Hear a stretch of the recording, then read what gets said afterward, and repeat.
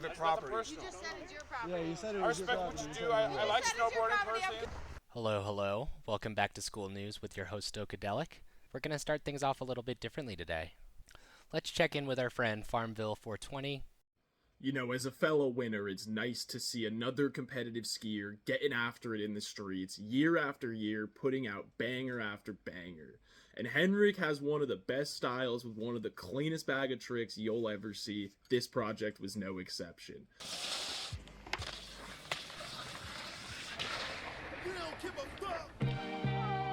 But there is one complaint. Henrik, you're 32 years old. You flew Wu-Tang Clan out to X Games. You were in the booth with Benny the Butcher. If you don't know what type of hair you need for a do-rag to be effective, I think you're a little slow, bud. Dude, are you wearing my fucking medals? As you can probably tell, that clip would have fit a whole lot better in the last video. Due to technical difficulties and perhaps a little bit of hazy communications, this clip came in just a touch late. I did go ahead and scour Google Images a little bit for traditional Swedish hats. Perhaps the Four Winds hat of Northern Sami. I could honestly see Idolo in one of these things. This one's like a German hat. If someone pulled up on me wearing this at the park, I would genuinely be scared. Maybe we go this direction again.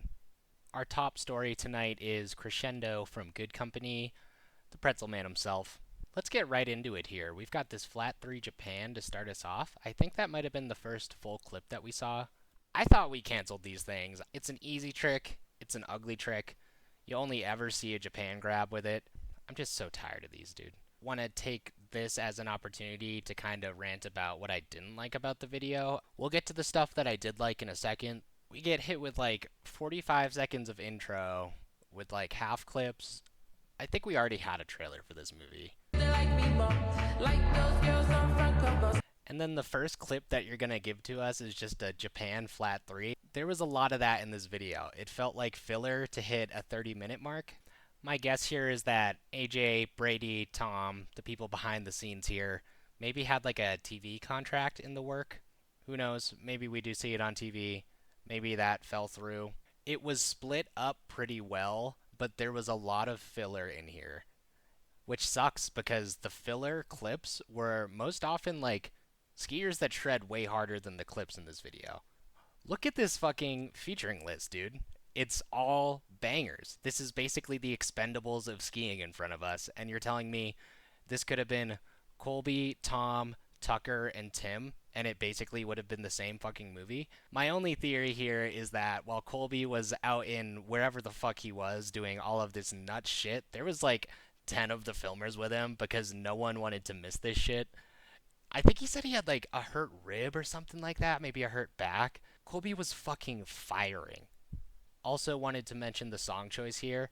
I think that they hit it perfectly. The like grungy, psychedelic, explorative shit really matches Colby's apocalyptic skiing that he had going on in this video. Which brings me to another point I wanted to make. Have you ever taken GoPro footage of something you thought would be pretty gnarly and then reviewed it and it looks a whole lot less gnarly on the GoPro?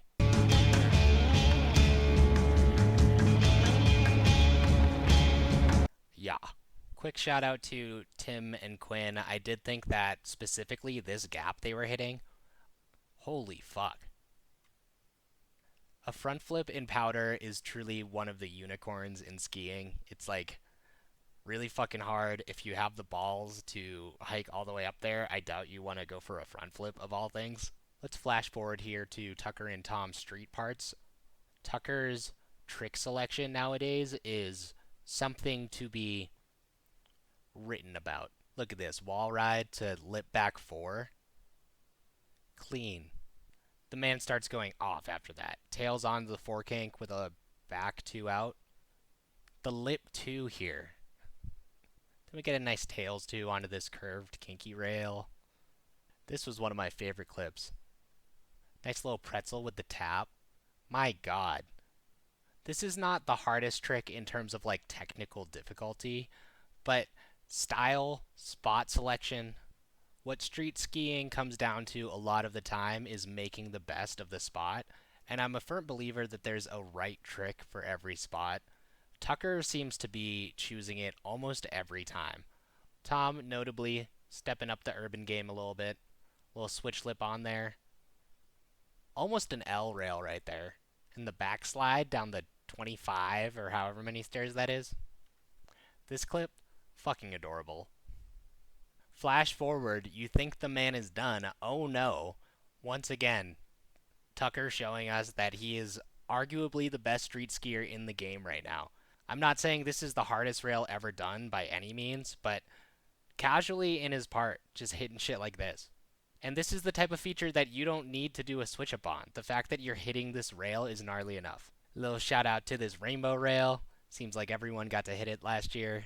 Tucker with the double tap on it, and then Tom with the fast slide. A little new age skiing for you from Tom. Teach you this lesson, old man! I love the young people. This clip hit me in my feels. Almost felt like a little passing of the torch here, you know. Tucker with the 2 on. Reminded me a lot of that first clip we got in Refresh. Rappers baby seals cause they club you to death. I can call them Navy seals cause they go. Last thing I wanted to mention, cool to see Sam getting a little filmer cred here, but Evan, where you at? Maybe a little insider information for the people? Got a project you're working on? Too busy doing other shit? Maybe you're like road cycling now or something? Another top thread at the time that I'm recording, the wildest street clip ever, coincidentally posted by our friend Farmville420. Here we see Jackson going for the alleged front swap, front swap, front swap, transfer, front swap, 270 out. I'm quickly realizing, number one, Jackson now lives in Colorado. He could probably come to my house and kick my ass if he wanted to. Number two, with a little guidance, Jackson can be our new champion. So, I put together a little curriculum for Jackson, or really anyone else who's trying to. They're looking to develop their eye in the same way that Tucker and Noah have kind of shown us in the last few videos. Take that step, that next step in your ski journey. Go ahead to Stepped. Watch a couple of their full segments. God damn, Stepped was fire, man. Next thing you want to do, you want to go on over to 4x9 Media channel. Watch some of these old parts. 2011, 2012 was fire for some reason. Anything in this era. John Kutcher and Carl Fosvet should be your fathers. Pretty much everything that this crew was doing in 2011 still holds its weight today. That was an ill fucking clip. That wasn't even like a nose press or a nose butter. That was just hyphy. A lot of these dudes are still kicking around. Brady is in every single video we've watched this year. Dude was doing sick shit 10 years ago. Like, you look at this spot, and this probably took him 5 to 10 tries, and you move on. It's a good clip. You get out of there. You keep going. And then kind of carry us into the modern era. Go through the old B&Es to see how the fluidity of style lasted from 2010 to where we are today. My second tip here is if your trick sounds like you are calling your cat, it's a red flag. You should think twice and probably do something a little bit shorter. Let me help you out here. Boom. Something like that wouldn't take you 45 tries. You could be out of there, you could have a good clip, and we're gonna finish this movie. Kirk is not gonna hang around all day in a flat parking lot to watch you do some shit that he could just do on his trampoline if he really wanted to. Jump 180-degree turns back and forth. Be sure to land with knees slightly bent. Third tip is next time you're on one of these T-Wall Pro trips with Tom and Tucker, ask Tucker questions, man. He's going down in the history books, and I think that if you'd also like to, just open your ears up, dude. Now that you're in Colorado, who knows? Maybe Tucker takes you to do some big boy scootering. Last thing I want to do today is start a little New Schoolers crew map for the channel. I think over time we can add to this and kind of have some fun. By the end, we're just going to have basically a tangled web of shit that doesn't make any sense. It's about the process. We're going to start off easy here. We have Ski Boss himself along with Andy Perry, the ski wizard. Let's go ahead and link Andy to Line. We will link Tanner to Armada. And we're going to just do that. Cool. Next up, go ahead and throw the Pretzel Man in. He fits pretty well. We just went over Crescendo, and let's go ahead and put him at the top of Line. Tanner should probably be right above Armada. All right, next up is our champ in training, Jackson. I don't think Jackson has achieved that Andy level yet. We're going to go ahead and put him. Finally move Jackson a little bit because I wanted to put Tucker right next to him. And you know what? This is a totally objective map. I don't think this is even ranked in skill. I think this is just ranked in like well-knownness, maybe. Go ahead and make a box around these three.